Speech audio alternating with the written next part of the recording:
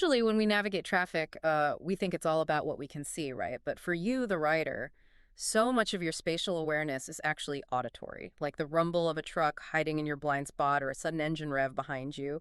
It is just this involuntary feedback loop. Yeah, exactly. And the moment you strip away the internal combustion engine, well, that sonic safety net just completely vanishes. Right. Which brings us to the acoustic paradox of electric vehicles, and that is actually the core of our deep dive today. We are looking at the Ultraviolette X-47, which is an electric crossover motorcycle out of India. Hmm.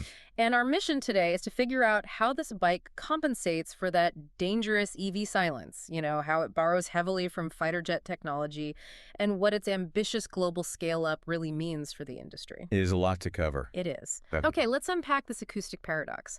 When a bike makes almost no noise, you lose those critical auditory cues in heavy traffic.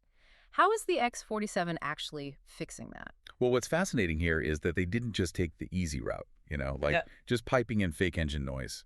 Oh, right, like a lot of cars do now. Exactly. Instead, they upgraded the bike's actual perception with something they call UV hypersense.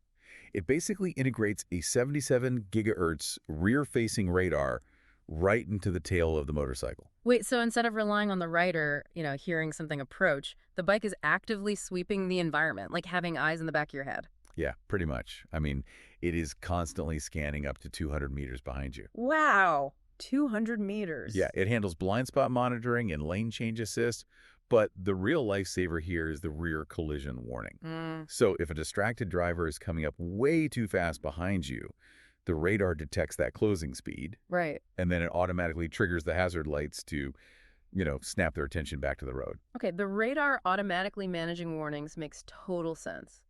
But looking at the rest of the spec sheet, I have to admit I am a bit intimidated.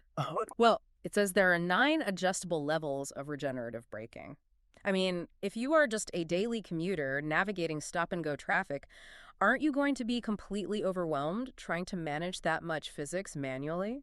I mean, if you were forced to calculate that drag yourself, absolutely. Mm.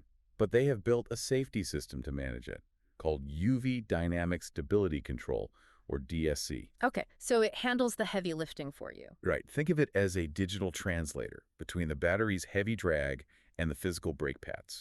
Making sure the regenerative braking and the physical brakes don't, fight each other when you actually need to stop. Yeah, that is the core mechanism. Because if you crank up the energy recovery to a high level, rolling off the throttle feels like slamming on the brakes. And if you do that on wet pavement. Exactly. The rear wheel is going to skid. So the DSC constantly reads the traction. It dynamically adjusts how much regenerative torque is applied alongside the dual-channel ABS. It basically prevents lockups without the rider ever having to feather the controls. That is wild. And you mentioned the system compensating for slick, wet roads. If this tech is being developed and tested in India, I imagine it has to survive the other extreme, too. Oh, definitely. Because the thermal stress on an EV battery in intense heat must be just as punishing as a wet road is on tire traction. It is a massive engineering hurdle, and Ultraviolette really leans into its aviation DNA to solve this. They designed a proprietary 1.6 kilowatt air-cooled onboard charger. Air-cooled. Really? Yeah, and it is specifically engineered to function flawlessly even in 55 degrees Celsius heat.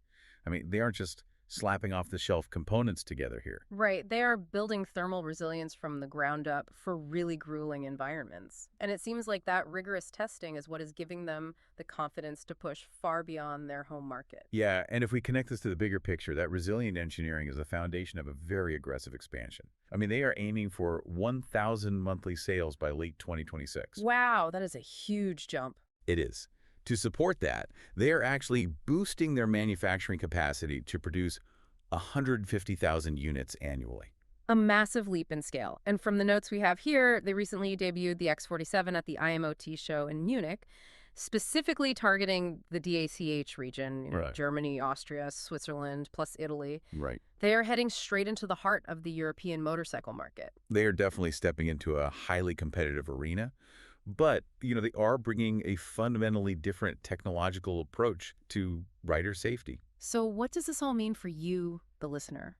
Well, today we have traveled from the microengineering of 77 gigahertz radar systems and thermal resilience all the way to the macroeconomics of a rising global EV contender. It has been quite the journey. It really has. And to you, our listener, we always appreciate when you join us to explore these sources. Thank you so much for sharing your time and your curiosity with us on this deep dive today. I completely agree. And it leaves us with a really fascinating question to ponder. We started by discussing how riders are losing that sonic safety net. But when you replace it with military-grade radar, AI systems tracking, traction data, and dynamic stability controls actively preventing a crash, Right. at what point does the motorcycle become a safer, more aware rider than the human actually controlling it?